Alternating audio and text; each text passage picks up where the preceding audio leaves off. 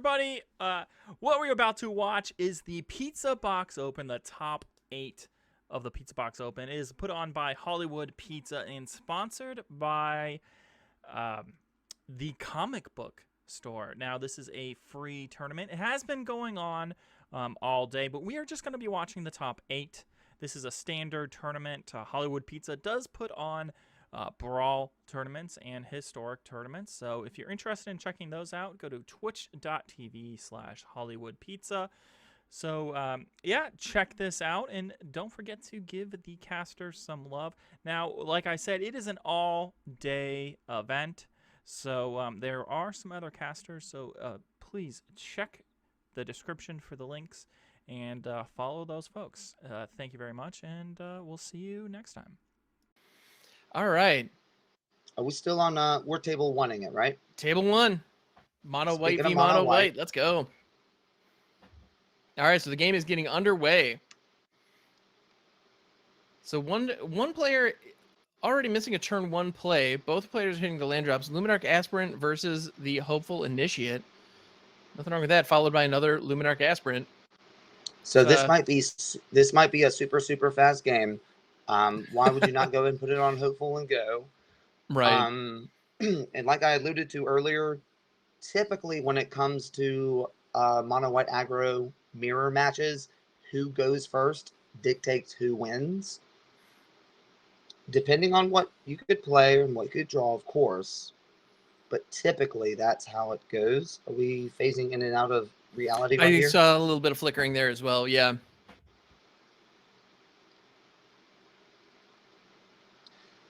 So Spellbinder, now again, and we also talked about this earlier as well. When they played Spellbinder, they had nothing to take, but they gained the information of knowing that, well, you have nothing else to do with it. You had all lands. Right. Ooh, and choosing to swing with the Luminarch Aspirant is an interesting choice here. So they are offering the trade between Luminarch Aspirant and the Elite Spellbinder. And No, it's a 3/4. It would not be a trade. No, the Luminarch Aspirant. Luminar, got you. Yeah.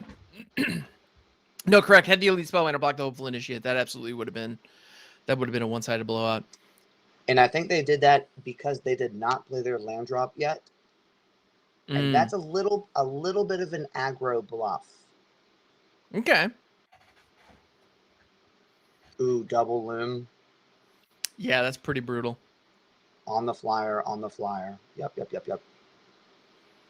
Because they absolutely know they can't deal with that right now. Yeah, the situation where neither side really wants to block at all. Well, the flyer makes all the difference. For sure. A flyer that could be swinging for 7 in the air next turn. Yeah, it's almost all but over right now. If they can't draw something that can take out the flyer, a 3-mana removal, Portable Hole won't even do it. It has to be a 3-mana removal card. A Skyclave Apparition or Brutal Cather. Not sure how many of each of those they've run in their main. Or Maul of Skyclaves or a flyer to block it. Very true. Literally, or Fateful Hope. They have to deal with the flying or it's over.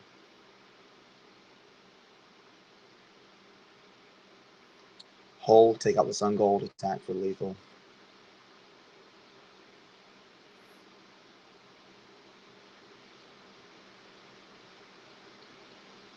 Yep. One on the loom, one on the flyer.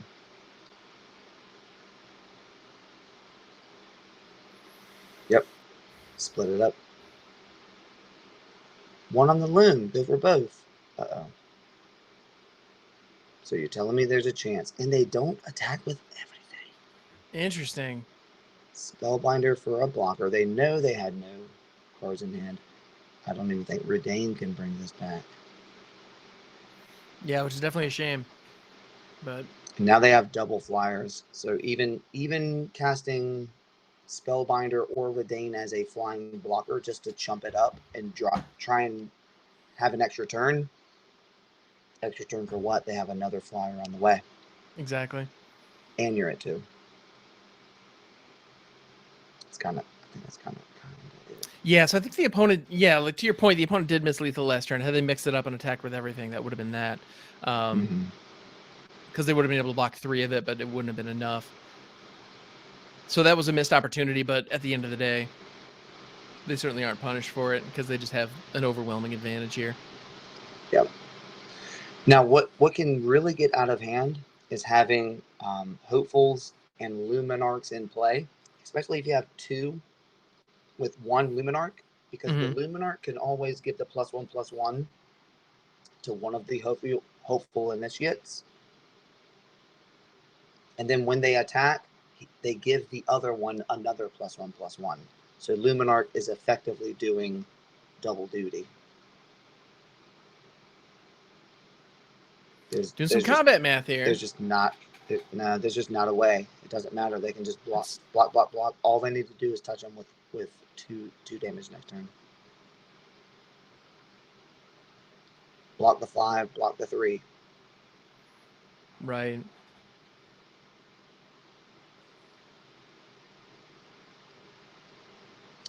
Double Luminarch block, and then come for flying. I mean, it's a tournament, so play your hand, play it out for sure. Sure. Yeah, absolutely. Maybe your opponent misclicks, maybe they don't see that.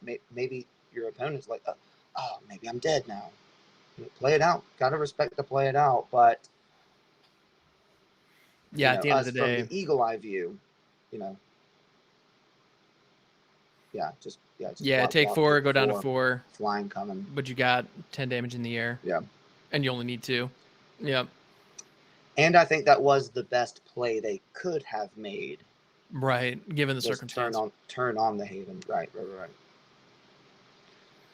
So, interesting sideboard to see here. What do they have to put in against mono white mirrors? Skyclave Apparition, Brutal Cathar, yeah. Yep, it's going to be removal versus removal mirror here. Take out Thalia's. How do you feel about removing the Elite Spellbinder there? How many did they take out? They took them all of them? Mm-hmm. No, I don't know about that. Flying is going to... There's 2 things that are going to make or break Game 2 and Game 3 of mono white mirror matches, and that's who has more removal or who has more flying. Right. So, me personally, I would take out all Thalias, and I would keep all flying in and put in all removal. Yeah, because the opponent's deck has primarily creature spells. So yeah, Thalia is not going to be... She's basically just a 2/1 first striker for 2, which, I mean, you could do a lot worse, but you're not getting the full value. Well, I mean, literally ask yourself the question, why keep Thalia in? What is she preventing them from playing? Portable Hole? That's a 1-mana spell. So what are you going to make them pay 2? Yeah, that's not even that's not even really attacks. Like, what are they? Why? Right, exactly. So yeah, later in the game, that's not even an issue. Yeah. Maul of the Skyclaves, maybe. Yeah. I mean, but that's about it. Yeah. They're both creature based. Mm-hmm. Well, that's one of the things that makes. Now we're on the go. Yeah. We sorry. were on the go last turn as well. That's one of the things that makes mono white so devastating right now, is because the creatures do double duty. The fact that the creatures are your removal, it's very difficult to deal with. Yeah, Brutal Cathar. By the way, I'll be the first to admit it. It took me by surprise. I thought that card was terrible when I first read it. I was like, what? When it dies, they get the whole creature back. Skyclave Apparition is better than this. This card is dumb. But why not run both? Oh, but then if it flips, but then it can take more than one.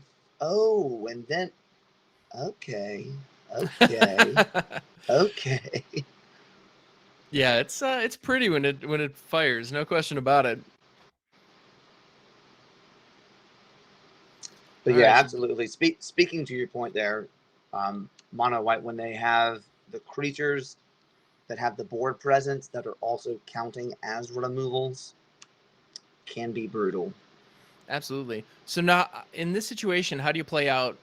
Or do you play out Redain, and if so, which side? I mean, I'm tempted to play out Redain as the shield. The shield, yeah, that's what I was thinking too. 1000%. Me personally. Sure. Me personally. Because I'm a sucker for the shield. I am too. Yes. They do it. I love it. Yeah. If they, Well, if, and when your if they, opponents, yeah. oh, Go ahead. Sorry. no, I don't want to over talk you. No, you're good, man. I want to make sure I don't do the same. But when your opponent's trying to go wide, the shield does such a phenomenal job at mitigating that damage. It's insane. Mm, And the fact that mm, all your targeted spells now cost an additional mana that people often forget about, that's exactly. it's so nasty. And what really digs it in deep, two things I want to say about that. Playing the shield against a Scoot Swarm deck, Oh, that's beautiful. it's so good. It's so good. The second thing is, in a mono white matchup like this, if you play it as the shield, I was going to say if the opponent didn't draw or play a land and they were stuck at 3 mana, they couldn't even play a 3 mana removal card. Right. Because if they play something like Brutal Cather, or if they play Skyclave Apparition, and here's the very sneaky thing, and it's very punishable. You don't know that it costs the extra 1 until after you have successfully cast it, because it's an ETB effect. So if you It's don't so have gnarly. the extra mana, Yep. so if they had played like a Skyclave Apparition with only 3 mana in play, they wouldn't realize it's too late until it's way too late, and then Skyclave Apparition, the effect just fizzles. Yeah, that's incredible.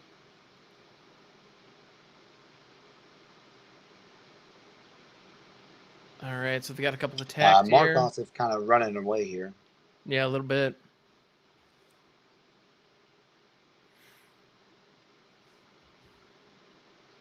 Still at 20. So because of shield, everything's reduced by 1. So the 1/1, you could let it come through for no damage, but you're still dealing with a 7/4 and a 5/6 and a 4/4 though. I think maybe the best block would be double Usher on the Adeline. Oh wait, Haven can turn on. I forgot about that. Yeah, I had forgotten about that as well, if I'm honest.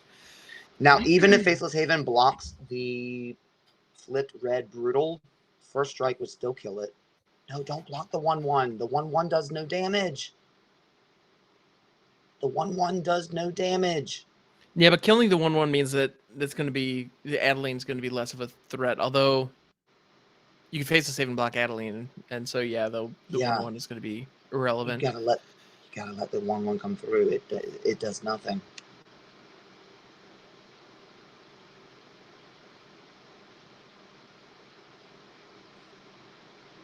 So they're going to take 7 here, if my math serves. Yeah, Valor stands to protect They gave it Adeline is legit. indestructible. Yep. And because they double spelled, reflips. it reflips. However, because they were tapped out, the shield prevented them from. Ooh, so Redane with her shield in play. Hmm. So 13 of looking at a big board. It's not over. We're out of cards, no resources. Oh, Hole is going to end it though.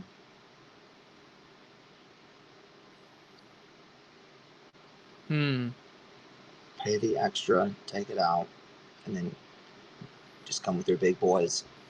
You know, there was the question earlier of who wore it better, the Stonebinder's Familiar or the Hopeful Initiate. And at the end of the day, they're both pretty darn good. Yep. And in this match particularly, you know, the dog wore it better. But again, there's I don't know. I think the mono white meta is still juggling it. You know, there's pros and cons to both of it. Why did that menu come up? What was that menu? I'm not sure what that was. Oh, interesting. Johnny, can we pull that up on Yeah. Can we get a replay on that? Yeah. Yes, I sent my producer home. Nice. Ooh, now Brutal is a draw. It is. Yeah, there are a couple things. What's underneath their Brutal? A Sun Gold, right? Sun Gold, yep. Yeah, the Sun Gold Sentinel. So if they brutal the brutal, then the Sun Gold Sentinel comes back, which is fine, but not great. But right. I mean, in my mind, this is what I would call one of those situations where there's no good choices. There's only bad choices. Like almost, Yeah. you know, whatever you pick here, you're still facing down the barrel of a gun. Yeah. Well, I think getting rid of the Hopeful Initiate was definitely the right idea because that removed 4 counters from the battlefield. Portable Hole in the Portable Hole, and notably, the Intrepid Adversary's ability is an ETB trigger. Yep, it's so they are able to pay 2 to buff the whole team. Yep. I used to complain. When that card first came out, the first like week or two, I used to complain about the adversaries, like all 4 of them, every color on the cycle. I was like, why are these not kickers? Why is it not a kicker cost? Well, Right. Kicker specifically is when you cast, like from your hand. And as you aptly just pointed out, it's an ETB. So when it comes back into play, like coming back from Portable Hole, they can pay that too, pump the team. That's about to be it. Yep. That hurts. Yeah, it's the best block you can hope for. I mean, best block is, that's just kind of, so what is that? I'm not sure what that is. I'm about to pause it right now. Face of Saving's not nothing, but Johnny, you're back. Much. Yep. Ooh, and another adversary just had insult to injury. At this point, they're going for the high score. Going for the high score. Yeah. I love that. Can I start using that? Oh, by all means. Yeah. Oh, the first strike damage means it's only a -5. Yeah. But my goodness. Only -5. Ooh, that was brutal. And that was our game 2. All right. So that was the slugfest that is mono white aggro. Okay. Oh, yep. We're there. So game underway. Yep. Here we are. Game 1. I see Galvanic Iteration and Orin's Epiphany in hand, ready to go. Now, this is only a 2-lander, though, which is a little bit... Now, would you keep that, though? I probably wouldn't have. If the Frostbite or the Unexpected Windfall had been an expressive iteration, I probably would have. Right. Now, the first thing that also jumps into my mind is a 2-lander. One of them is Faceless Haven, which is colorless mana. Yes, your other land is dual colors, but you could still only play 1 spell per turn. Exactly. With Faceless Haven and another land. Yep. Well, there's the expressive iteration, but to your point, because expressive iteration requires 1 blue and 1 red, they need to top deck a blue or red source next turn that can come into play untapped in order to play it. Exactly. Keyword untapped. Do they play Snarls? I'm pulling up the deck list right here. Land. So they are going to Frostbite the Sculptor of Winter. Not a bad plan. They do not play Snarls. So any colored land they could draw. Okay. Mono green player just going to throw out another Sculptor of Winter and a Sculptor unless it's a Stormhaven. It's a Volatile Fjord, which is the dual snowland that comes into play tapped. Yep. So it's an untapped land. Yep. So that's the tap land. So as a result, expressive iteration is not available. 2020 is always, perfect hindsight, but I mean, we both had thoughts about that opening hand, keep or not keep. Yeah, it was. I think we both were leaning towards how do you not mulligan that. Ooh, and when you spend the Abrade and then they hit the Asika's Chariot anyway, that hurts. Okay, so now they have the 40 mana, and they're so whatever they. Ooh, expressive iteration not hitting a land. Well, Spikefield Hazard can come down as a land. Yeah, tappity tap. Wait, but do you just toss the game? Yeah, they're flashing the good game. I don't know that that's. Yeah, you can at least play that as a tap land and see how it goes. Yeah, it's not looking good at this point, but It feels like you want to say good game, but for sure. definitely Yeah, not over. if this is a What if they friendly have nothing? match, I might say, okay, you got it and scoop it up. But in a tournament, you got to try, right? You got to Oh, see yeah. what you draw into because you never know. Absolutely.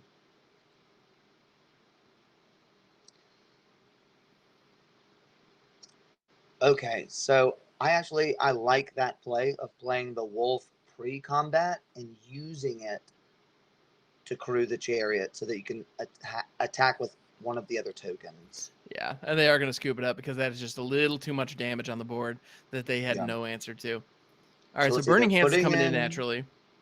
Yep, and they put in an extra hole breaker there, taking Epiphanies out are going all out. the epiphanies. And Galvanic Iteration. What? Interesting choice. We don't want any extra turns here. No, No don't extra need 'em. turns. Nope, No. no extra turns. Who needs extra turns? No. We don't. That's for sure. I think they just want to make their deck a little faster. After a game like Mhm. that, you just want to get some more cheaper stuff up in there. Make Absolutely. it a little faster, more responsive. Yeah, you just don't have time to be getting to 8 or 9 mana. Yeah. So Test of Talents, there's only one in the deck. They took it out. That's probably good. Divide by Zero's Demon Bolt. Cinderplasm. Do you put that in for the cat tokens? Yeah. I mean, the cat tokens are the main concern with that.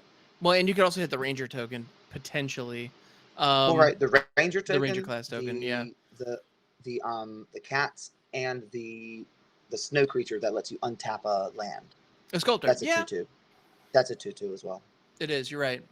Yeah, so Cinderclasm is only going to be valuable if it's kicked.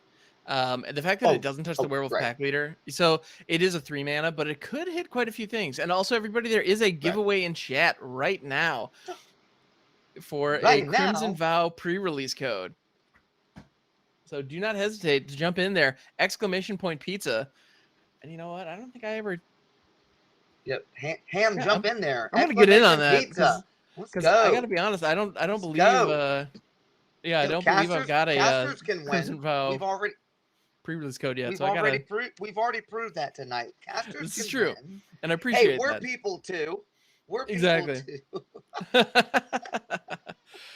No, and I could always use some more Crimson Vow. Yeah. Now, if you're the green deck, let's see. I'm pulling up their sideboard. What is mono green putting in against an aggro deck? Probably Broken Wings and Tangled Traps. They're gonna. Yep, that makes sense.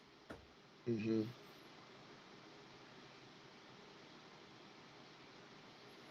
Well, this does not have the problem that the other hand had. That's for sure. This is what you want to see. This is your opening hand now. I think you got to throw the Riverglide pathway so you can consider, and then have Expressive Iteration up with the mountain on. Well, wait a second. No. Wait, why would you play your choice land first? Wait, what just happened? They played the choice land because the two duels are because that allows you to consider. It was the duels come into play tapped if you play them at this turn, but once turn 3 rolls around, they come in untapped. Oh, it's if you have 2 or less lands, or 2 or more comes into play untapped. It's the opposite of Snarls. Well, it's the opposite of the fast lands. No. Yeah, from Kaladesh. Right. So expressive on turn 2.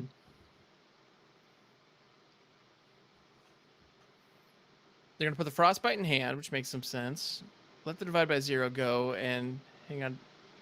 Would you rather grab Frostbite or grab Divide by 0? I think Frostbite makes sense here, although they're not going to have the snow mana for Frostbite to be 3 damage.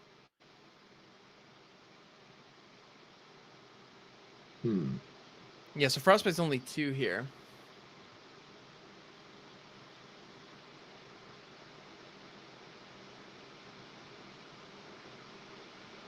Is Storm Coast a snowland? It's not a snowland, is it? No, it is not. Right, so Frostbite's gonna be a long time before it is 3 damage. And if I were them, I would have considered throwing out the. Did they pass? What's that way? And they're going to let the snow-covered island go. What? Interesting. Yeah, so they can double frostbite to kill the troll prior to attacks, or kill the werewolf pack leader prior to attacks. Doesn't feel if you're good, killing but at the the same time, it's troll- what you got to do. If you kill the troll, though, the troll can resurrect itself as the enchantment, or a token of itself. It might be double on the werewolf. I could see that as a possibility. Yeah, not a bad idea for sure. Because I think what we're trying to do is ramp into Hullbreaker and hope that Hullbreaker can just stonewall them. Right. Yeah, so I preventing think they're going to double. Yeah. So preventing that 3 damage front. now, and preventing the card draw could be Now valuable. what they've got to hope is that the opponent does not have Snakeskin or Ascription. And they're ready to concede if they They're do. hovering over the concede button. That seems a little premature to me, but No, okay. If they have Snakeskin or something like that, yeah, again, that's still kind of premature. It sucks if they do, but Big time. Yeah. I mean, going down 2 for, and the inscription. Script it up. Ooh, that's going to be 9 damage. Yes, that's lethal next turn. Ooh, that's a little bit of BM from the opponent, though. No, the Izzet player had flashed a good game first. Oh, I didn't see that. Yeah, no, they did. So, but anyway, why would you not play it out though? I don't know. No, you're at 5 mana. You have a 6 in your hand. Just trying to get to the crab horror. The breaker. Yeah, trying to get to 7. Yeah. One more turn. I don't know.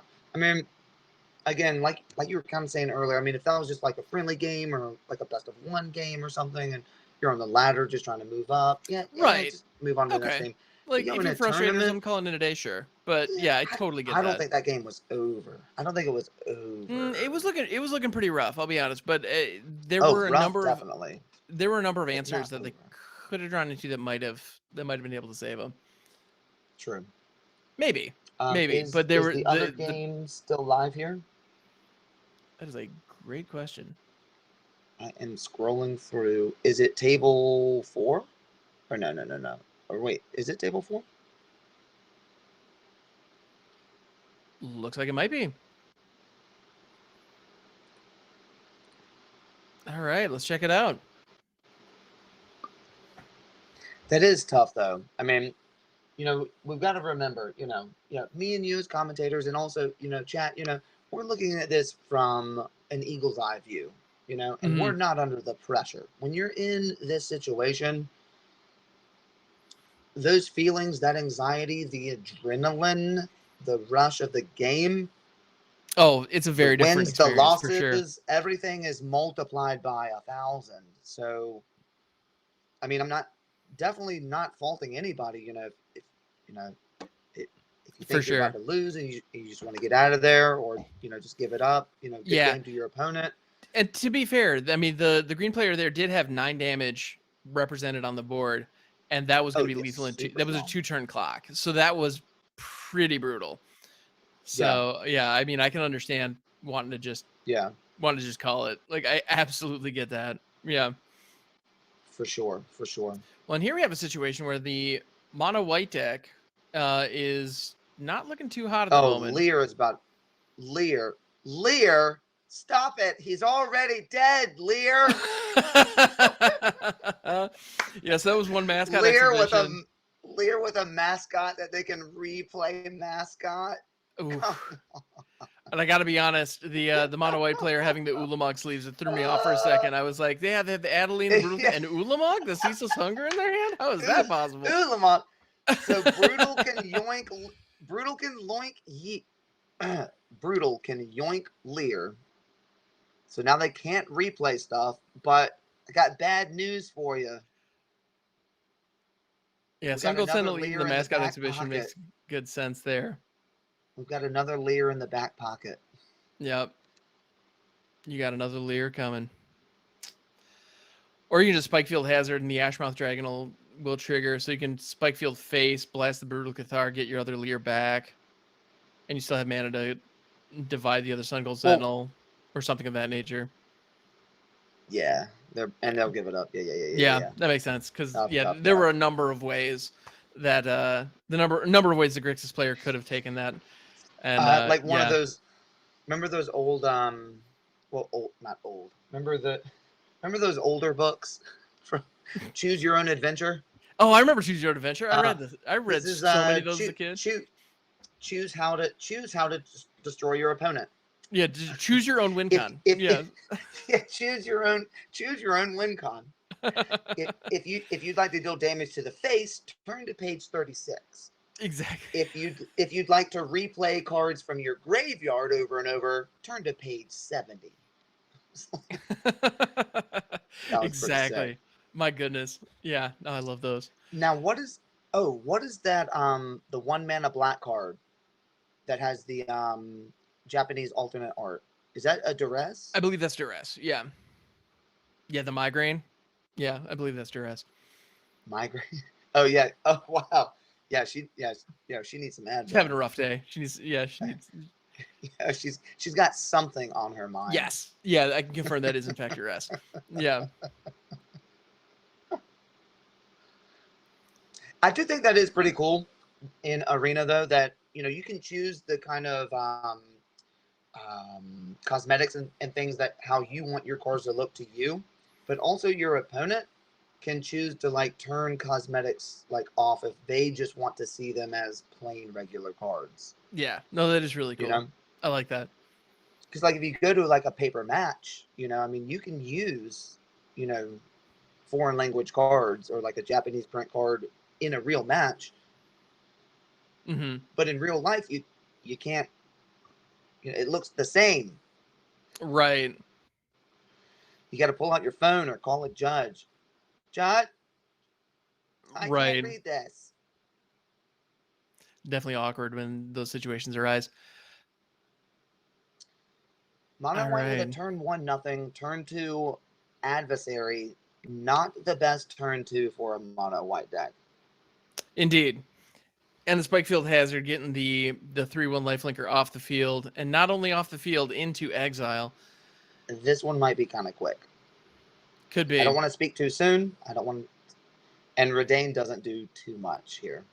Especially with the Fading Hope in the back pocket. Right, well although this Grixis deck isn't playing snow lands, so it's not slowing anything down. Correct. Plus, we have the advantage of knowing that we just have a removal. But right, Redain is a card I would have, if I was playing mono white against a Grixis deck like this, I would take Redain out because what's the benefit? Sure, you don't have a swarm of creatures that you want to mitigate damage from. You don't necessarily have big bombs you're trying to tax. Necessarily, yeah. I mean, well, But no, I see what you're saying. I actually am not sure. It's not French. It's not Spanish.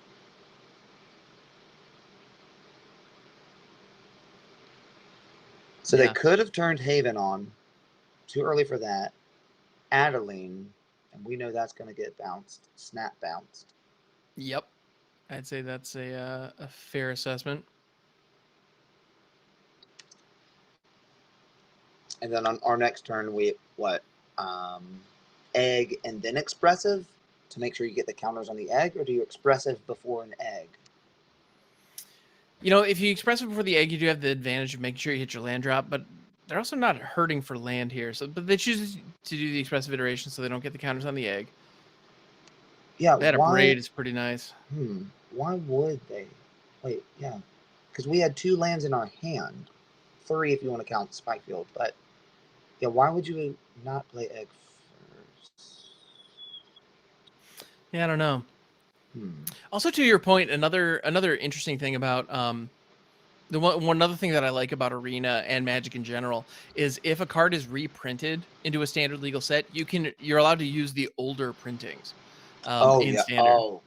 And so here for an example, in a braid, this is actually the Amonkhet remastered printing of a Amonkhet. braid, instead Yeah. of the, the current Crimson Vow braid.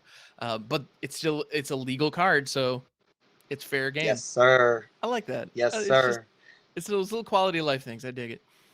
Oh yeah, dude. When I go play Paper Magic, I'm at LGS. Hmm. Any chance I get, I use the oldest version of any card that I can, I love especially that. like lands and stuff. I absolutely I'll love play that. like unglued basics and stuff Oh, fantastic. because it's the same card. It's legal. Totally legal. Yeah, no reason you can't. So egg block, take a 1. The fact that the egg can soak up so much damage early on is really handy. And here And comes a Goldspan. Mhm. There's the draw we've been waiting on. Yep, that's An exactly. action card. Yes, exactly. So Adeline is definitely a threat here, but the Goldspan is Was. a bigger threat at the moment. Correct. All What right. would White want to draw here? White would need to draw Brutal Cather Mhm. or Adversary for a pump. Luminarch, not really. You still can't contend with flying. You can make Adeline a little bigger. I would maybe put it on maybe the token, actually. Okay. Oh, they're gonna spike field the loom anyway. Yeah, good call. I know that's I something that maybe we've talked about in other, in the past. Luminarch Aspirant is a card you just have to answer when it's on the field. yeah. I usually label her as, even when I play her, I know that she's public enemy number 1 Big because time. Yeah. once it gets out of hand, quick. Coming in for all. Adeline makes a 1. Yep, and trains the Hopeful trains initiate. up. So this is a fair amount of damage coming in. Mm-hmm.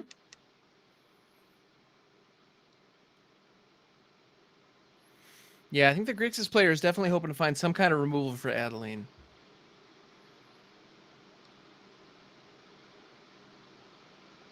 That's not going to do it. Ooh.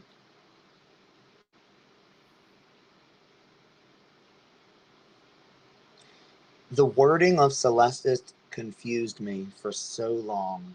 Oh, yeah? The way it's worded. If it's neither day nor night, then it becomes day. Like, just the wording of it confused the crap out of me forever. I gotcha. So what? Wow. So what would you do here? Do you even attack with Goldspan? Make mana for what? Yeah, What I are you don't know. making To be mana honest, for? I probably would have played the untapped land and activated the Celestis so that I could draw and discard. Boom. Well, That's draw and probably what I discard would have what? done. I'd end up Draw. probably discarding the Hull of the Storm Giants that had been in her hand previously. Oh, don't play that card. Got you. Yeah, that was my thought. Because we They had one on did the play the Hull field. of the Storm Giant instead. I see what you're saying. Try and filter Yeah, through your because deck a little bit. And there's the adversary. That's ooh, what that's what the white deck was looking for right there. absolutely. She's gonna trade up. This is not looking good. I mean, you have to block Adeline here. You don't have a choice. But even so, I mean, that puts you down to 1. Oof. Yeah, that's kind of, even if you draw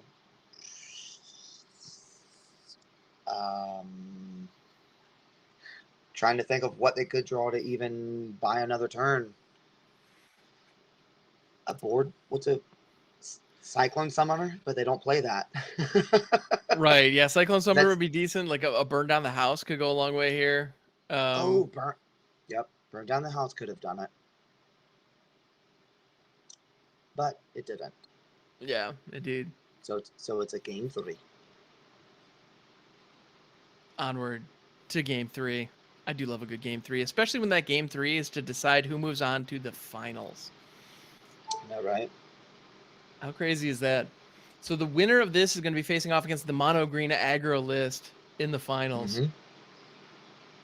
You'll love to see it. Yeah, this is going to be fun. So mono green aggro actually kind of falling out of favor in recent tournaments, and it seems to be it's definitely represented well here, and it's going to be moving on to the finals and might actually take the whole thing down. So it's interesting to see. It's actually some numbers I've been tracking, especially in the best of one between Diamond and Mythic.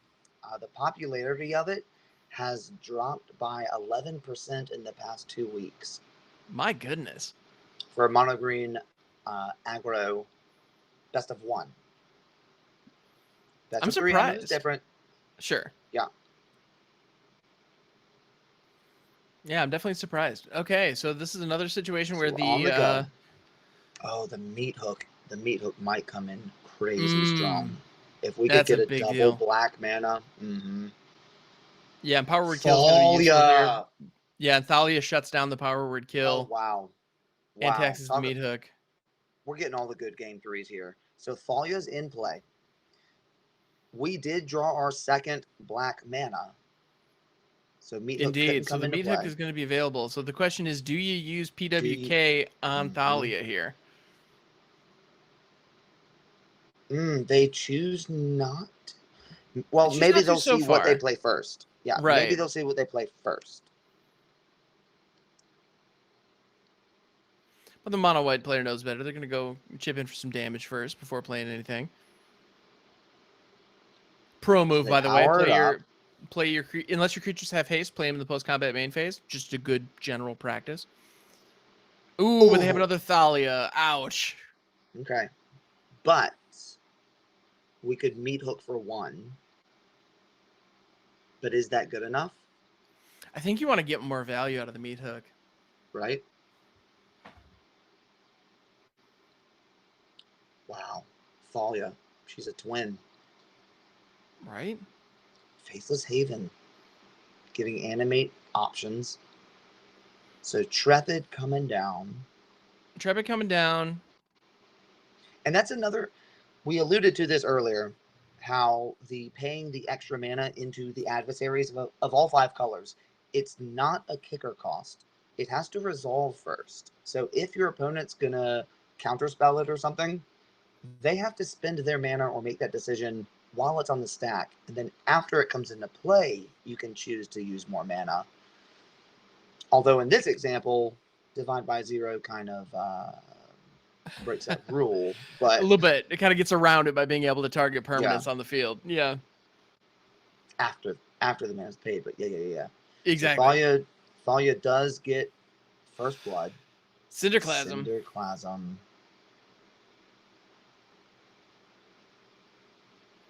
That's a windmill slam Goldspan. Yeah. Unaffected by Thalia.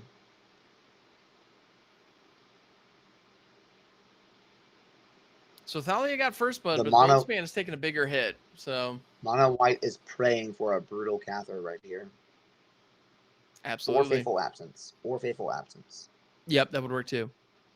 Their own Faithful Absence would cost more mana, though. They attack first.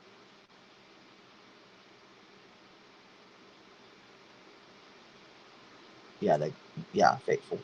Or Valor Stance. Oh, Valor Stance. Right? That does the job as well. Mm-hmm. And Valor Stance could have saved their previous Thalia as well, but they were tapped out at the moment. So I'm not sure if they had that in their hand or just drew it in the past 1 or 2 turns. I think maybe they had it in their hand.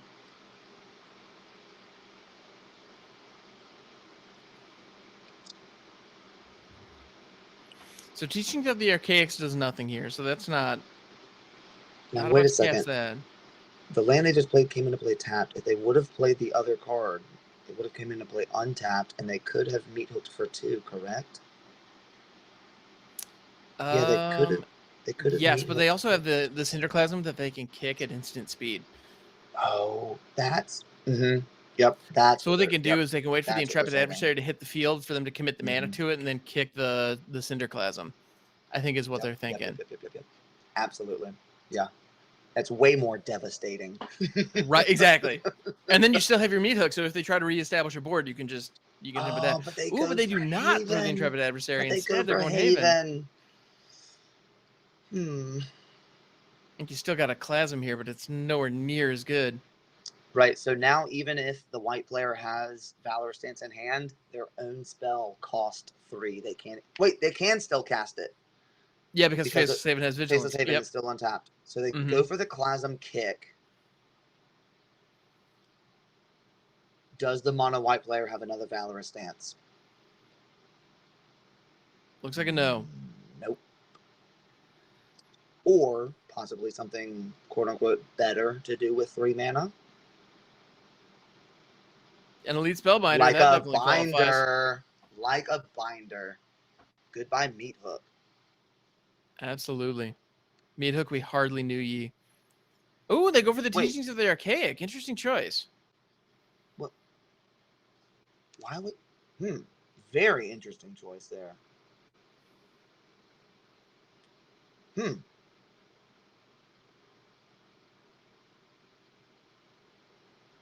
You know what? I like it. I like it. Mono White standing up to Meat Hook Massacre. You know what? I'm not scared of you. Bring it, Meat Hook Massacre. Bring love it, it. Meat Hook Massacre. And even with the additional tax with the Celestis, they were still able to cast it out. Now, why not go ahead and Bloodchief Thirst right now? It's a sorcery. Why not? What would we be saving our tokens for? Because Bloodchief Source would need to be kicked in order to hit the Elite Spellbinder because it has mana cost of 3, not 2. Oh, gotcha. Yep, so that Meat Hook Massacre is going to be coming in clutch here. Unfortunately, the Faceless Haven is just chilling back there, just being ready to swing in. Land, not a super great draw. No. Yeah, so it's got to be meat for 3. So that'll put that's us a back sentence up that to only 10. Yeah, it's got to wait, be meat not for up to 3. 10, That's a up sentence to- that only makes sense in Magic.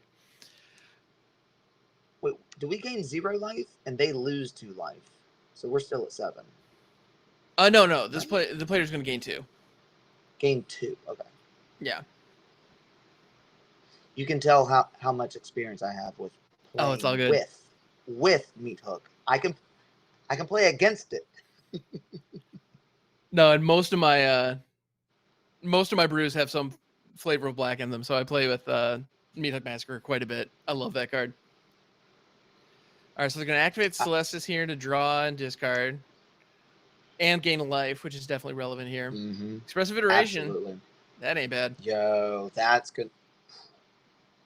That's gonna absolutely turn it around. I think Meat Hook Massacre is the most expensive card in paper in the set. Oh, is it? I believe it. Yeah, last I looked, it was like $35 or something like that. My goodness. Don't quote me though. Oh, Hey, that's you can actually quote me. that's about You can right. quote me. Intrepid. Did you snap look it up? Did you fact I just Googled it. Yeah. I mean, that's just last time I looked. Why would they wait? Why would you leave mana up? So they have to have another Valor Stance in hand. What else would you leave mana open for after playing an adversary like that? Either you're bluffing you have a Valor Stance or you have Valor Stance. Or the 3 mana flash a creature, phase your creature out. Oh, Guardian of Faith. Yes. Yeah, Guardian of Faith. Flash it out, flash it out, flash it out. Let's see. Flash it. Survey Ulamog says. sleeves. Show me Guardian of Faith. Says, show me potato salad. Valor Stance. There it is. All right. Nice. Okay, yep, you called it.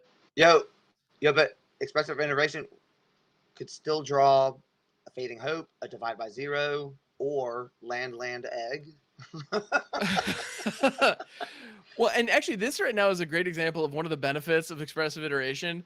Now, those are 3 cards that the Grixis player is not going to draw next turn. So that's value. Can they put everything on the bottom? No, unfortunately. Yeah. No, this isn't a ponder situation where you can just shuffle because you don't like what you saw. Yeah, I call Expressive Iteration, Brainstorm, and Standard. It pretty much. Yeah. I know it's not really it, but it kind of feels like it sometimes. It can feel that way. Yeah. On the absolutely. on the other end of it, that's what it feels like. Mm-hmm. Right. So double egg. Do you chump with an egg here?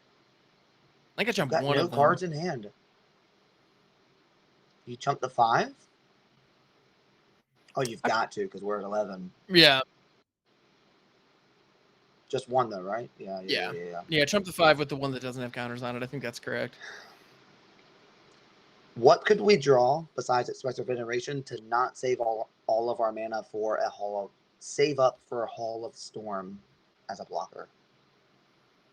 Yeah, I think that's kind of what we need to do here. Well, we'll see what Is that legendary? it is. Hmm. Yeah, the Celestis is legendary. So that makes the decision very easy, right? Yeah, I think so. They're gonna go for activating the Celestis, hopefully digging for another answer. Do they have enough mana still open to turn on the Hall if they wanted to? 1, 2, 3, 4, 5, 6. I think they do. Yeah. Yeah, with They the can treasure still turn token, on they one do. Hall. Mm-hmm. Oh, but there's the divide by 0. That could come in handy. Great draw. I don't know if they want to play it right now yet, though. Now, what's a big difference between Divide by 0 and Fading Hope? Fading Hope can hit an animated land like a Faceless Haven.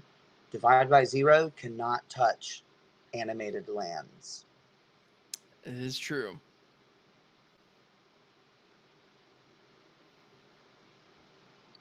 With our treasure token, though, we can turn on one Hall of Storm Giants as a 7/7 blocker.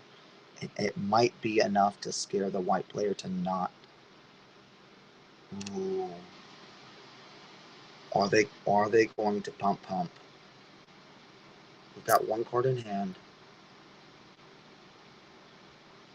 Wow, big Yep, they're decision. going for They go double pump. Okay, going for it. And you gotta divide that. So do you? The Intrepid. Well, You're not even going to do it on the one that got double pumped? No, they're gonna divide by 0 Because of Summoning the one that's gonna Sickness. be able to attack. Right, because of Summoning Sickness. So the dog is going to be a 4/4 coming at you, though. Mascot is going to be clutch. Wow. Yeah, and the dog's a 3/3, so they can block with the Smoldering Egg. So that kind of that cut down the attack this turn. That divide by 0 was huge. And they're drawn to with another Celestis. You don't love to see that. That's. I think there's only 3 in the deck. That's it. Yo, but the mascot, that's Mascot exhibition. It also flips the stabilization.com. dragon. Yeah, that definitely changes That things. is stabilization.com right there. Absolutely. Do you go ahead and play this? Because I mean, you're gonna draw and discard the same card though, right? Well, you draw into something and then you discard the Celestis in all likelihood, because it's a dead card in your hand otherwise. Oh, I'm sorry. I thought they played the Celestis from their hand. They activated the Celestis on the. No, they back. they activated the Celestis on the field. Right. Yep.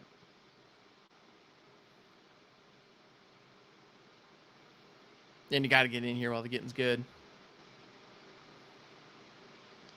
Flying's about to be all she wrote.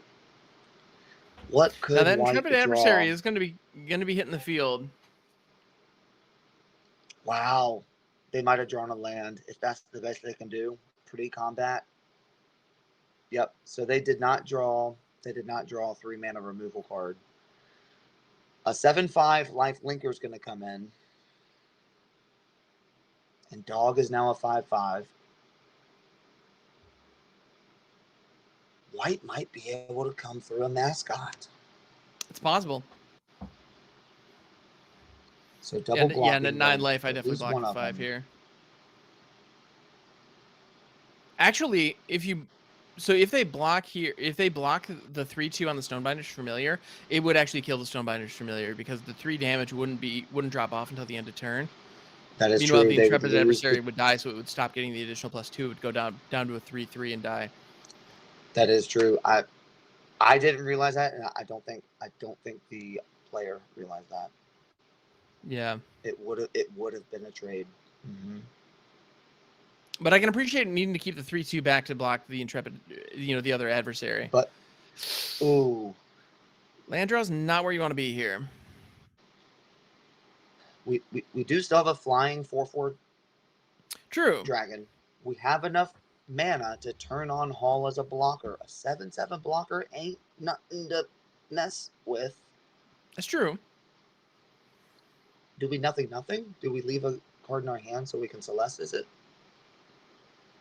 Yep, and by doing nothing, it does activate nighttime, so you do get the Celestis trigger, even though you didn't spend anything on it. And draw into a divide by 0. There we go. That's money right there. Oh my gosh. Yeah, my goodness. I'm crying on the inside. I'm sorry. Yeah, I think the card they drew last turn was a land.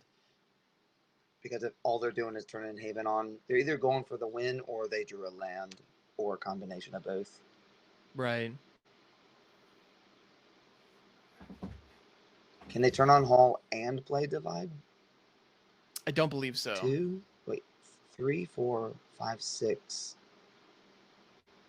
Not quite, but by playing I think they can. Celestis is a mana. I think they. Oh, okay. Yes, they can. They can. No, you're right. Yes, they can. They can. They can do both, which sucks for the white player. A little bit, yeah. So divide by 0 on the adversary. You divide the adversary, then Ashmouth Dragon triggers. You can blast the Stonebinder's Familiar. Oh, walking right into it. Yeah. So Hall blocks what? The Faceless? Probably.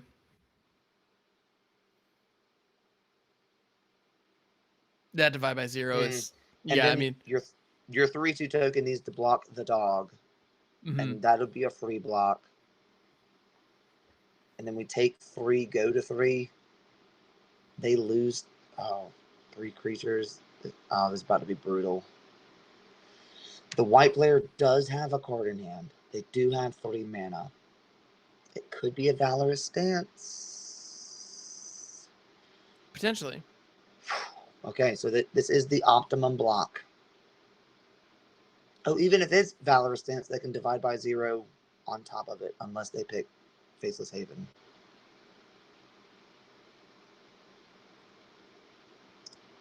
Wait, they divide by... Wait. Did not see that coming. Yeah, neither did I. And they're going to go face with the Ashmouth Dragon trigger. Wait. Oh, my gosh. So they're sacrificing the Ashmouth Dragon to kill the intrepid adversary. Wow. Wow.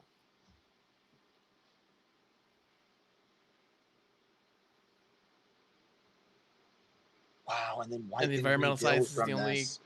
So the question is, do you grab the environmental sciences, or you discard the land and dig? Infernal Grasp isn't a bad card to be grabbing here. It's not a bad card. We are at 2. I'm sorry, 6. About to gain some life here. Oh, that's right. Bump. Trigger. Hopefully initiates back again. Last card. Goldspan. Wow. Never didn't have it. Oh, gosh. My goodness. And you got to get it in. Oh, for sure. With an Infernal Grasp back to, to block whatever, or to kill whatever they swing at you. Yeah. Absolutely. Wow.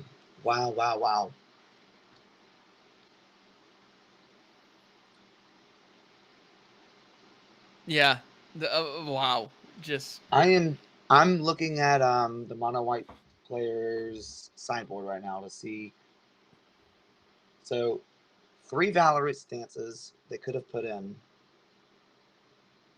No Sky Queen. Wow, and the Grixis player decides to just take 3, or not? Sorry, take 1 rather than activate the or rather than use Infernal Grasp. Choosing to keep it up for... That's gonna be about it. Yeah, this is not looking good. That's got to be about it. And this is game 3, ladies and gentlemen. This is the decider. This is huge. What a game also. Back and forth. Both players have had a huge advantage at different intervals of this game. Absolutely. Big swings. So, like, even if they could, Athalia's not really going to do much. Right. And if they had a Valorous stance, they would have played it first. Yeah. Boom. Yeah, Flash Wow. the GGs. My goodness. Wow. That was something else. That was a nail biter.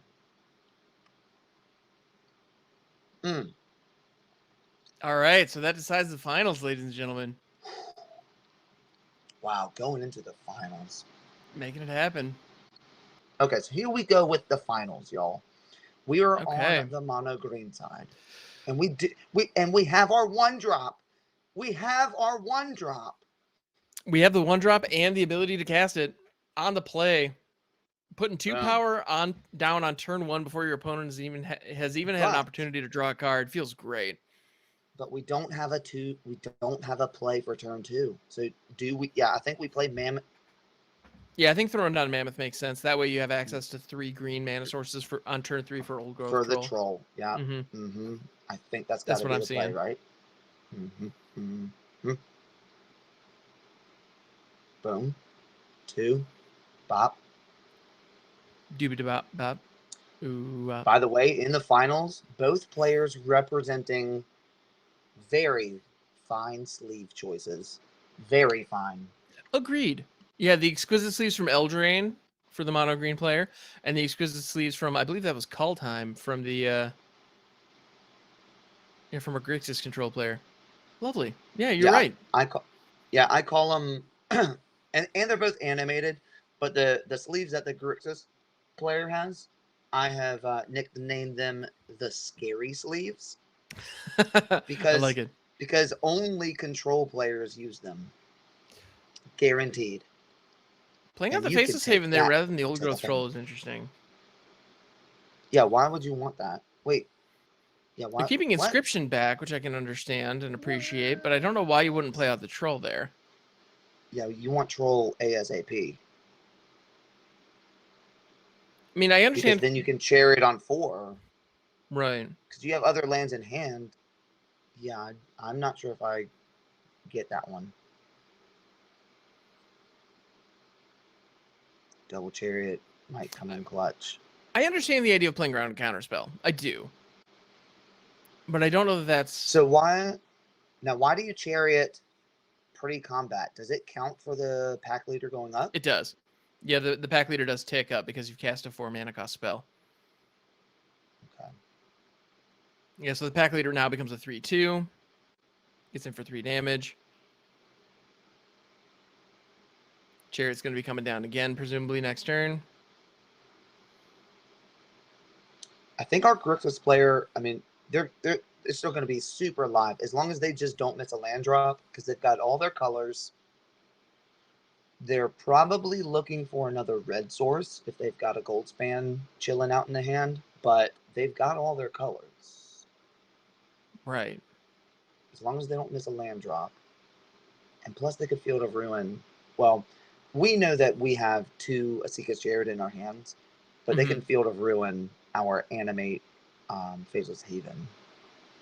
True. That'll probably come into play. That'll come into play like 4 turns down the line.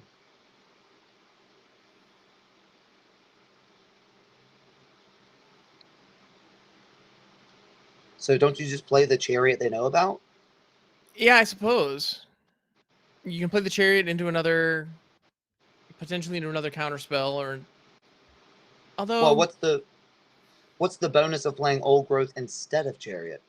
Well, Chariot gives you more value on the board, right?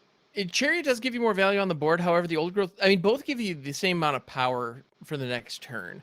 Okay. But this also gives you access to the Well, Inscription of Abundance. So... right. That's what I was about to say is it does leave 2 mana open for Inscription, but you can't kick it. No, but if they drop a So- Goldspan Dragon, that's removal for it. So I can appreciate that. Mm-hmm. Yeah, So Inscription can't help with that. I think you let that go because Yep. you want it to be the enchantment.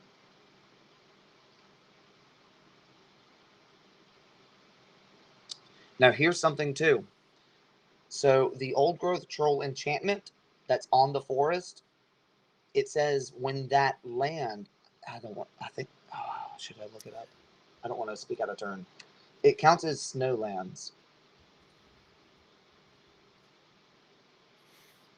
Yeah, Yeah, the tap, add the 2 enchanted green. forest Yep. has add 2 green. So if it's on a snow land, I believe it creates 2 snow manas. That would make sense. Yeah.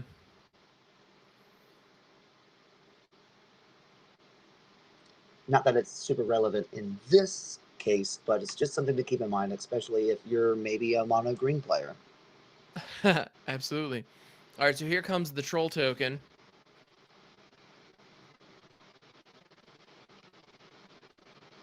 So the thing about this mono green deck is it's capable of producing so many threats that the opponent has to answer. It's really impressive. And so, like, for example, they removed the troll, therefore they were able to play out a fresh troll. It's crazy. Yeah, and they were able to do that for for the low Wow. price of ultimately 4 total mana and sacrificing a land, to be fair. But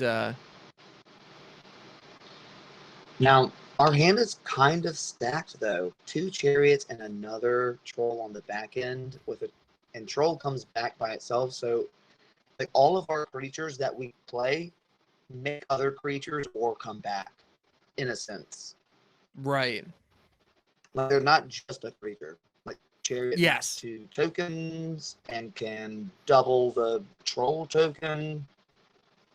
Yeah, so even if Gersen has the perfect response and has the abrade for the Asika Chariot, there are still 2 tokens on the field. There's still 4 power that they need to address for next turn. No, you're absolutely right.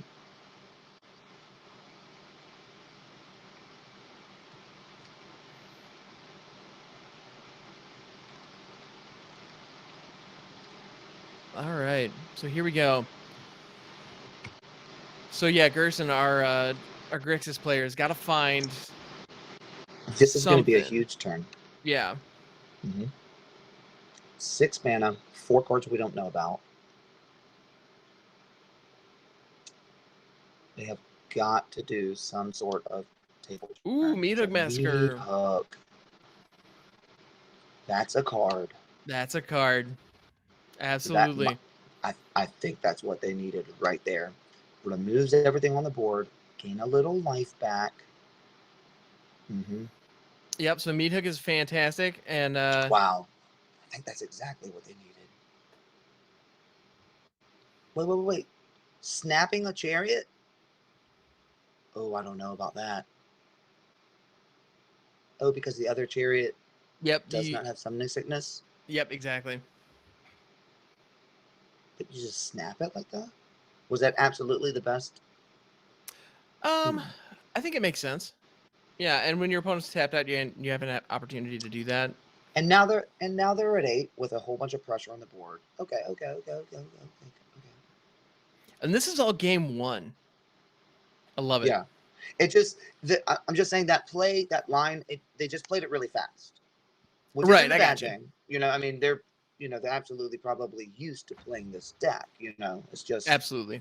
Man, that was a fast decision. The other option that they had was to play out the old growth troll, use it to crew the chariot and swing for 4, but then they wouldn't have had a token to copy. So I can appreciate choosing the chariot there. Lear. Cannot fight it yet. Not yet. So they have a Divide by 0, Blood Chiefs, a 2 mana black removal, and what is that, Environmental Sciences? Yeah, Environmental Sciences, I believe. Okay. The 2/1. So in this situation, they can crew the Asika's Chariot, use the Inscription of Abundance to have them fight Lear, get it off the field, potentially, because they only have 2 mana, so that Divide by 0 isn't available at this point. There is Infernal Grasp, however, so that's potentially a problem.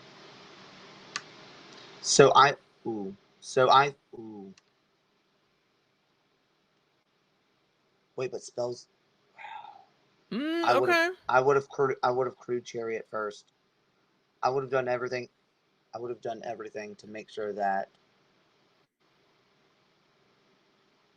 But using Old Growth Troll to crew Chariot, I can appreciate that. Lear has to die. Lear has to die now while they're quote unquote tapped out. They can only play that one spell. Right, they're gonna Infernal Wow, Grasp. they play Infernal on top. They play Infernal first. That's the only way Lear dies. Wow. Wow. Yep. Because if they play Inscription first, then they play Infernal on top of the stack, and then that's probably game. Wow, I can't believe they did that first. Ouch. Wow. Wow.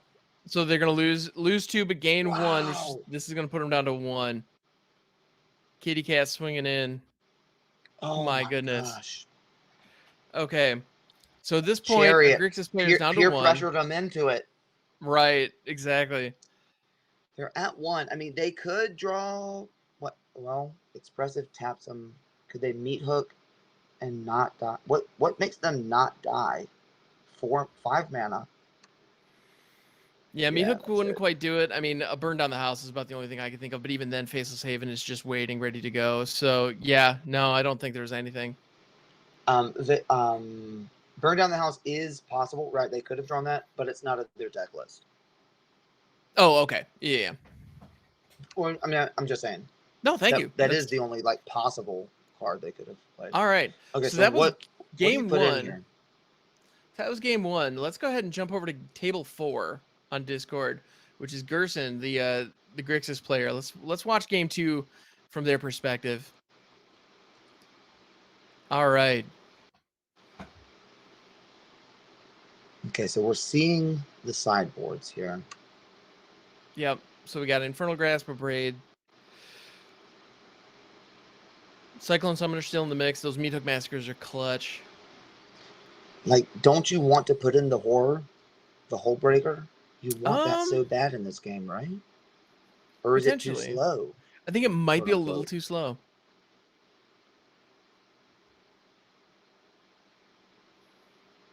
I'm very interested to see these sideboard decisions right here. Taking out one egg, taking out a Goldspan. Yeah, taking out a Goldspan is a gutsy choice for sure.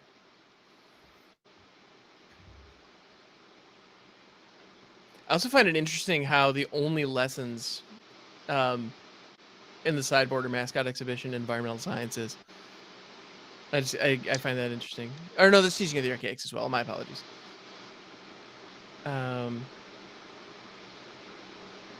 Wow. Okay, so that's the 60. Okay. Oh, very interesting. So now the Grixis is on the go. Yep. Can they get a good 7? Here's hoping. And can they retaliate? Yeah, they're hoping for vengeance here. That was a pretty stacked hand our green player had there. For sure. Yeah, everything kind of powerhouse hand. Yeah, everything came their way. It was all coming up Millhouse, as they say. All right. Yeah. All right. So in this next game, it'll be interesting to see if the green player is able to produce that kind of pressure again. Because that by chipping in for damage early, it just created just this and being able. That's the thing about these green decks is they snowball out of control. It's very easy for them to chip in early, especially now with the new 1-drop that we were discussing earlier, the Ascendant Pack Leader. Right, and they only have 4 in the deck, and they did draw it turn 1, play 1, or they had it. Yeah, which is exactly what and that was able to chip in for some early damage and apply pressure that the opponent had to respond to. And by the time they had responded to that pressure, all of a sudden Seek's Chariot was online, and then here comes Old Growth Troll, and it's to your point, those cards aren't just one card. You get 2 or 3 cards worth of value off each one of them pretty consistently. Oh, exactly. And then by that time, when they played the Meat Hook for the board clear, it was a absolutely great card for the time. Cleared the board, gained them some life, but then green just still had the value creatures that are really more more creatures than one. Yeah. Uh-oh. All right. It looks like we lost the stream there. So we might be jumping back to the other table. So we might be watching this one from the mono green perspective as well. Let's see. Perhaps. Maybe. Don't quote me on that. Oh. We might be okay.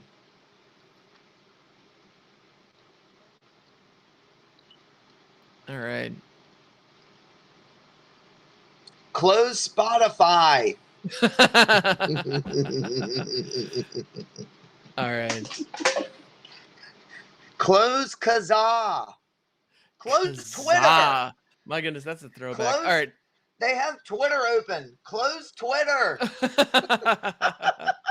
All right. It looks like we are jumping back to table 23. So we're gonna be watching this from the mono green perspective. All right. Okay. Yeah, because we just need a stable connection. That's all. All right. Good deal. So I see a 2-lander with a Ranger class. And Avabrook Caretaker is that 6-drop that just, casually has hexproof. Ooh, girl. It was a risky keep. It was a risky keep. Yep, green's on the slowish. If they need to draw land like woe. Land like woe. Yes, they need to definitely draw the land. If they don't draw land, they have no turn 3 play. Right. Inscription, so double fight spell. I don't know if that's great against this Grixis deck. Right. One inscription, fine for maybe like saving one of your creatures. Right. Maybe-ish. It's a pretty useful trick, but yeah, it's not something that you necessarily want to see in multiples. And not your first draw when you want lands. And again, so they drew their 1-drop. You would rather have a land here. So, I mean, you got to go Ranger class, right? What? I was expecting Ranger class, but they went with the Synthetic Packet. Leader instead. Okay. Well, I can So appreciate the Spike Field? Yeah, Spike Field would definitely be a problem here. Nothing. No 2-mana response at the end step. Very interesting. 3 untapped lands.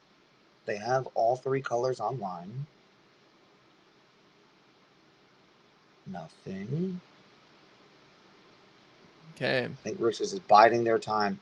So that's also not a land.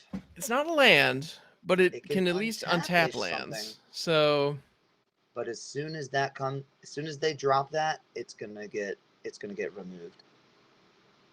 That's in all what likelihood, Grixis yes. is saving their mana for. You've got to play Sculptor. You didn't draw a land. Yeah, you got to throw the Sculptor Winner and hope for the best. And Grixis has got to sniff this out. Like, wait. They played a Faceless Haven on turn 2, and they haven't played a land yet. I think I should kill that card that untapped lands. Yeah, missed the 3rd land drop. The oops is definitely understandable there. Green just oopsed. Yeah, keeping this 2-lander, I think it was awfully aggressive. And the divide by 0 on Sculptor Winner. Yeah. I don't know why they would have done that. That's kind of like giving too much information away. You're being too transparent. Yeah, I'm inclined to agree on that. And again, in a friendly match, I would have no problem saying, yep, nope, I messed up keeping this one. But in a tournament match, no, you got to keep that poker face on. Yeah. Absolutely. Absolutely. Okay, so just an egg. 2 mana so far. open. Oh my goodness, these draws are brutal. Mm-hmm. I mean, you've got a Sculptor again here, right? I'd imagine. To try and play something else. Yeah, I mean, you throw the Sculptor here, hope the Sculptor survives, and then you top deck a land so you can play out the Uvenwald Oddity is kind of my thought. I mean, yeah, you got to play to your outs. Right, exactly. So Sculptor, Grixis still has that 2 mana open, all 3 colors. Can have all kinds of removals. Absolutely. Like well,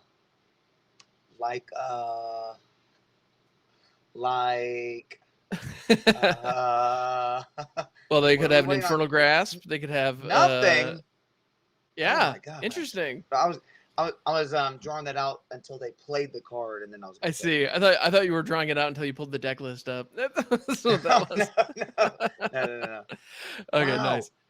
Grixis is kind of, you've got to punch. See, in my mind, Grixis needs to, at this point, you absolutely know your opponent is hurting on land drops. And you've got to Right. punish that by you've got to turn the aggressive up a notch, or 2, or 3, or 5.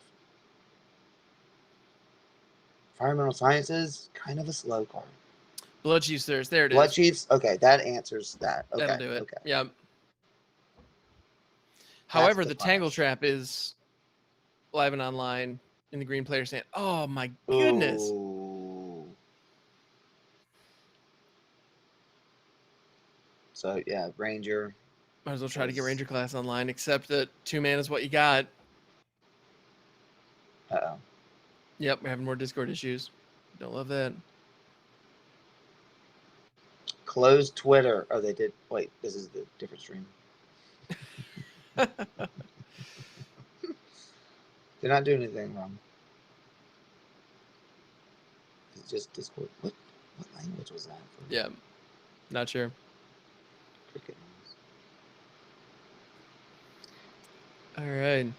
Did we make a new prediction of what's the chance of our mono green player drawing a land? Is there a prediction for that? That's yeah. All right, we're going That's to always Gersen side. feels bad. Wait, So table 4 on Discord. 4 again. Okay.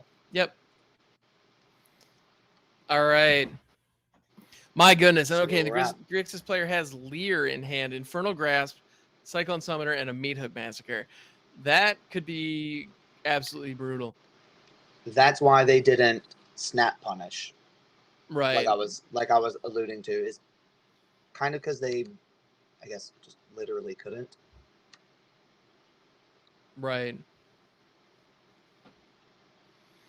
Yeah, we're having some Discord challenges, some technical issues. Sorry about that, everybody. With Leer first, that's a good question.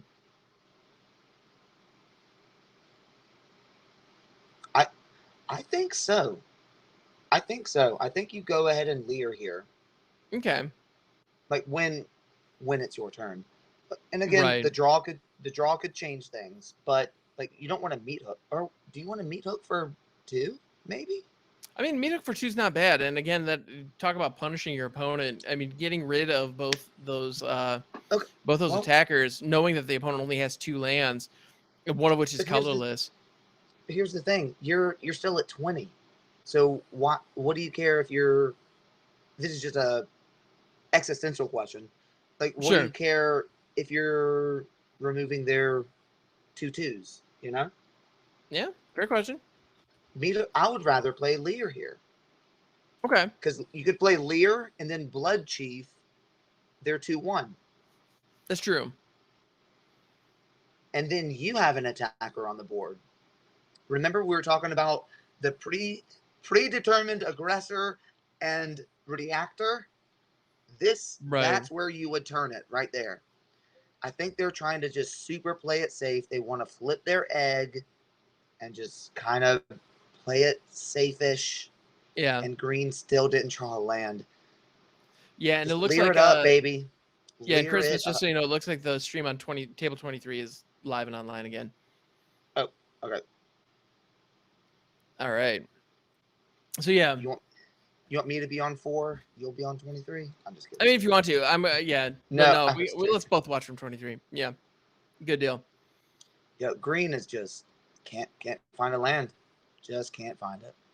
Absolutely, which is just painful. Well, but now we know what's in the other player's hand, though. That's true. And it's just all bad news. Yeah, that 6-drop Everbrook Caretaker is looking so promising, but it's just so far out of reach. The card's a house, but my goodness, it's expensive. Yep. So okay, so there's the Leer. There's a forest. All right. Oh, awfully Can't late. play Old Growth. I mean, 3 mana for what? Inscription? Or upticking Ranger class? Yeah, I mean, the 3 mana is not really worth anything at this point. We need a 4th. Upticking Ranger class. I mean, yes, they can, and maybe they should. But what does it do? Nothing, because they're not going to be attacking with their 2/1 into Lear. That's just No, death.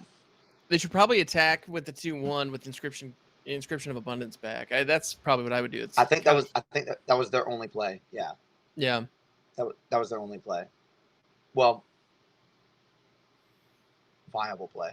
When you're this far behind, missing what, 4 land drops? It was pretty brutal. Man. Yeah, I mean, if Green is able to claw their way back into this one, I will be very impressed, because just the variance of it all, not hitting those land drops for that long, that hurts. Like, it doesn't matter. I mean, that hurts right there. I don't want to put a percentage on it, but I mean, they've got a Lear in play with a divide by 0 and a replayable Blood Chief. Like, yeah, things are not looking great. I mean, I guess anything is possible. You know, it's 24 to 20. It's 24 to 20. Nobody's done any damage yet. Right. Yeah. So there's the replay blood. Just fine. But yeah, there's the Blood The Chief egg is- third. The egg is 1 mana away from flipping. So do you divide by 0 the Ranger class just to flip the egg, or that seems kind of greedy? Actually, keeping divide by 0 back is probably the smarter play. You know, I could see either way. You're probably right. Hold on to it for something that they could play, then bounce it. Because look, now they can't even play anything. Yep, and the mono green player is just going to scoop it up. I can't blame them. Yeah. Oh, absolutely. That's just, yeah. They kept a 2-lander and then just didn't draw any lands for right. what felt like forever. And I don't even know if keeping that 2-lander. I don't remember exactly what was in their hand. I know we both were kind of like, oh, you're keeping that? Like, it was kind of like it was risky, but yeah. On the fence. Like, it wasn't like super terrible. What are you doing? Like, it was kind of like, eh. And that's why you gotta. Yeah, sometimes you just gotta ship those. Mm-hmm. So, yeah. Let's see. They took out their 6 draw. They took out their 6 draw. Can't blame them, because it was just mocking them that whole game. Yeah.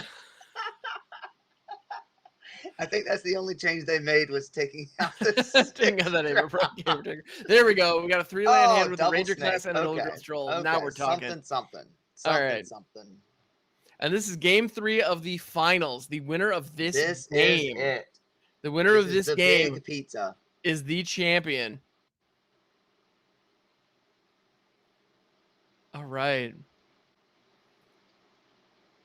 I like how the green player orders the cards in their hand from lowest casting cost to highest casting cost, left to right. It's very orderly. Definitely appreciate that. Mm-hmm. So it's Land Ranger. Naturally. Yep. Get that 2/2 Bear Wolf. Exactly. One of the things about Ranger class that makes it so powerful is just how quickly it gets online. You know, it's just it's able to get under so much. Oh my goodness. When you get 2 Ranger classes, it's just like, why is it not legendary? So Fading Hope the token, snap it. Yep. And token. Fair enough. And that might be serendipitous that they did that while Green was tapped out, because they could have Snakeskin Veiled to hexproof that token. Ooh, interesting. So they're going to uptick the Ranger class and then throw the Kazundu Valley. I take back everything I say about how Green orders their hand order. I take it all back.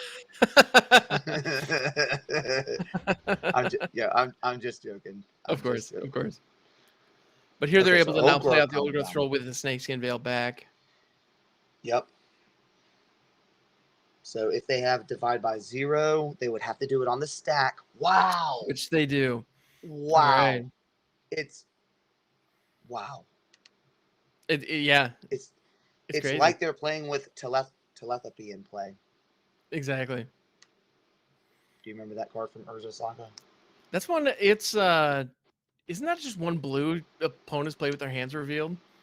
Yes. Yeah, buddy. Ham hocks in the yes. Yeah. Yeah, that's exactly what it is. Yeah, no, that card is amazing. I love it.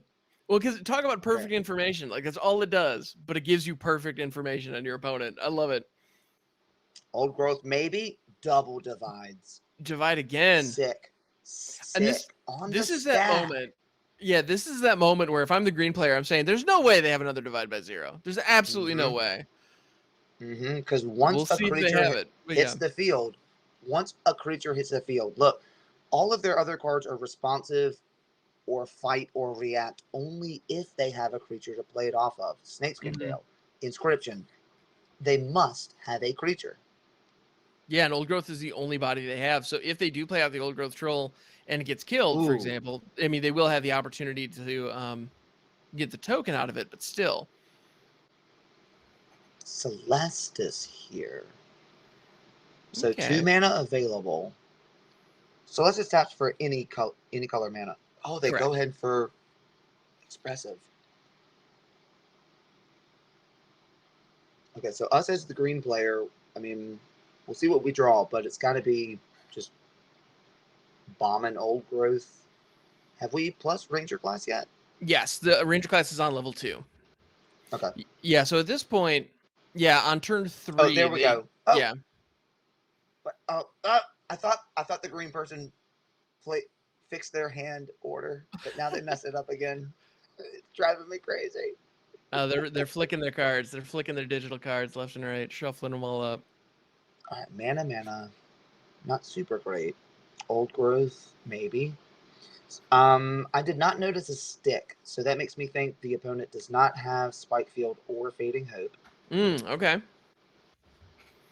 Definitely good. Either that or they are very quick on that resolve button. All True. right.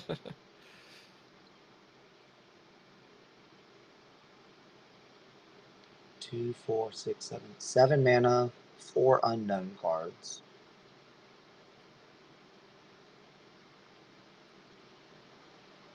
Egg it up. Smoldering Egg, okay. Fair enough. Environmental Sciences, all right. Upticking the egg a little bit. Did they put Hullbreaker back into the deck for game 3, maybe? But why play Environmental Sciences? Why not play something? Well, it puts 2 counters on the Smoldering Egg, so that's something. And it gains 2 life, so that's not nothing, but... Right, but I mean, when it's 20 to 20, what's the difference between 20 and 22? Not that much. Not that much. That's fair. Yeah. But when you're going up against a powerful aggro deck, every little life point can end up mattering. Ooh, so now the question, do you uptick Ranger class all the way? I think so. Yeah. I think so. Actually, they can do that and still play the Old Growth Troll. Ranger class, level 3, a.k.a. the green Experimental Frenzy. That is ultimately what that is, yeah. Man, Experimental Frenzy was such a fun card. It's not necessarily good, but it was really fun. All right. It was a lot of good fun. It was good fun. I agree. It was all kinds of good fun. I won a tournament at my local LGS with it. Oh, really? Yeah, that's awesome. I love it. That was fun. I had a lot of fun when Dragon Rage Chandler the Ranger class? What? Yeah, they choose not to uptick Ranger class. They're saving their mana for the response spells? Yep. They can't respond to Meat Hook, though. I guess they could Inscription for Kicker. Yeah, Inscription for Kicker and the Snakeskin adding the counter could throw off Meat Hooks. Okay. I mean, Speaking of... we knew we had no creatures left in hand, so why not go ahead and tick up that Ranger class? Plus, our opponent has played 2 Divide by Zeros this game. So they at most have 2 left in the deck. And that's probably the only way they can interact with Ranger class is Divide by 0. Right. But Inscription will save this. And they're going to get a 7/7 Old Growth Troll for the trouble, so that's not bad. Or not. I mean, at this point, you save the mana, so you kind of have to. Like, in my opinion. Well, I mean, you what did save the they mana, pay? so you really What ought did, to. what they pay into at 5? Correct? Yeah. 6, actually, I believe. 3, 4, 5, 6. Oh yeah, they went all in with it. Just in case they had the snake skin, and inscription was the only thing that could save it. That was a good play by Grixis, though. Absolutely.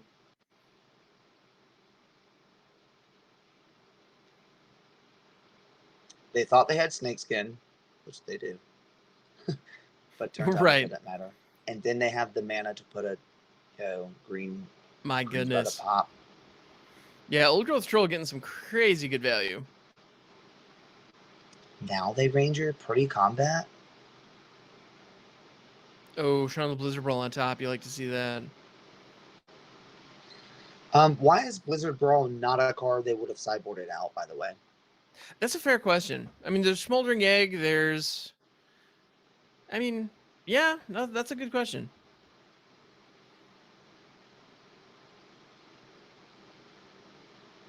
Yeah, just food for thought. Food for thought. No, that is a fair question, and I don't have a good answer for you. All right, Grixis has got to have another ace up the sleeve here. Got to have something here. The horror could do it. Yep, Hullbreaker could definitely take over the game. Uh-oh. This isn't looking good. Uh-oh. I mean, if you're the Grixis player, this isn't looking good. Uh-oh. We're hovering over our lesson card that does nothing. Leer. Okay. All right. With how much open mana? 4 open mana. 4 open mana with a Fading Hope Okay. and Divide by 0 in the graveyard. Little do they know, double snake. The double snake skin is pretty brutal here. I think this book writes itself. I think you're right.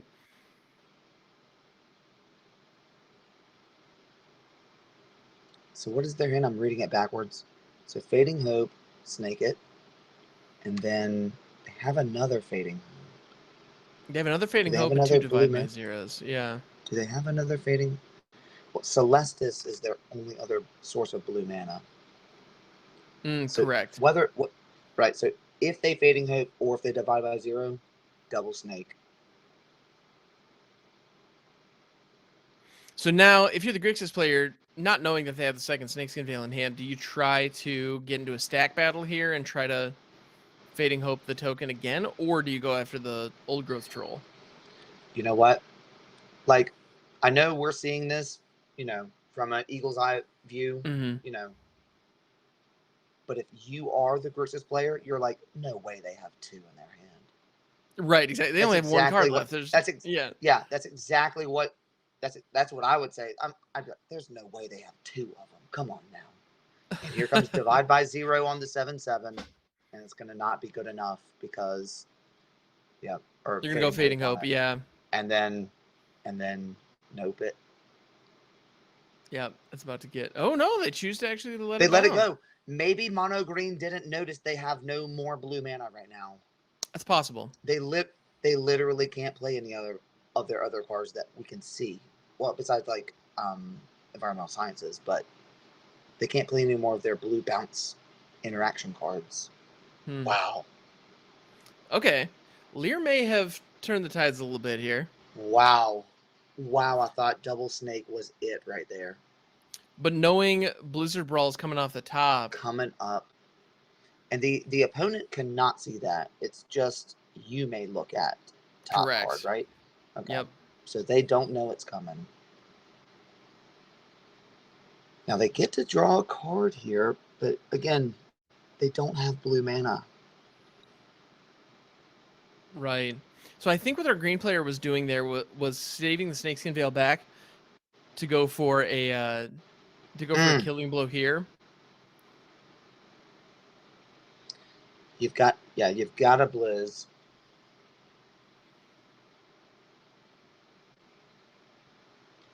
I think that might be it. Yeah, because if you Blizzard Brawl, then attack and Snakeskin Veil. I think that might That's be 8 it. damage. I think that's it. Yeah. So I mean, I'm trying to think of what. Especially if it resolves, because if they have a black removal, it's damage based, and right now it has indestructible. Right, So and there's a Snakeskin Veil in back. Yeah. Mm-hmm. But does green notice that they have no blue mana? I mean, do they go and play the Snakeskin? Go for the win? Actually, Ranger class is going to give Oh, the there's the 8. They don't initial even need to token, play Snake. so they can Yep. they can hold Snakeskin Veil back. So I was mistaken on that. Oh, me too. I totally forgot about that too. My And goodness. that is it. Ladies Green and does it. gentlemen. Mono green aggro takes down the Pizza Box Open today. Wow. Wow. Hey, I told you I was going to go to a spicy game 3 as well. Yeah, Sometimes you can just feel the electricity. Wow, what a absolutely. game too. Oh my gosh. No, that was And fantastic. after Mono Green's game number 2, after getting absolutely mana crushed, mana screwed, and they still pull true. Still pulling through. Absolutely fantastic stuff. Oh my Absolutely gosh. fantastic stuff. All right. Well, this has been absolutely amazing. Y'all are amazing. Thank you so much, everybody, for hanging out. Thank you to our competitors. Thank you to Hollywood Pizza for putting this thing on, making it all possible. Also, huge thank you to the Mod Squad, the team behind the scenes that keep the chat engaged, handle the giveaways, make all of this possible. And of course, a huge thank you to our sponsor, the comic book store, comicbookstore.tcgplayerpro.com for all of your single needs. Thank you so much, everybody, for hanging out. My name is Hamhawks42. You can catch me on Twitch, twitch.tv/Hamhawks42. I stream in the mornings, Magic the Gathering. We play Janky Brews. It's the name of the game. We have all kinds of fun. Christmas, where can people find you on the internet? Good, sir. You can find me on the internet only on Twitch at Twitch/Christmas666_. Can't forget that underscore. Wouldn't you believe it? Someone already took my handle name. So, that's crazy.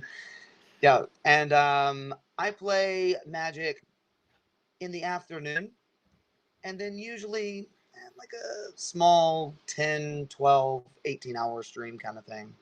Hamhawks is the master of the mornings. I'm the master of the night. Well, thank you, sir. Yeah, exactly. We've got all the bases covered. Whatever time you can tune into Twitch, we got you covered. Yeah. And thanks everybody for hanging out. Yeah, and again, I share your sentiment. Thank you so much, Hollywood Pizza, for putting it on. Thank you, Comic Book Store, the sponsor, for putting this on. Thanks to the Mod Squad, everyone behind the scenes, making sure everything's running so smooth. What another great tournament. Yeah. And Hollywood Pizza hosts these 3 times a month, free to play with cash prizes. If you think you got what it takes, sign up for free next month.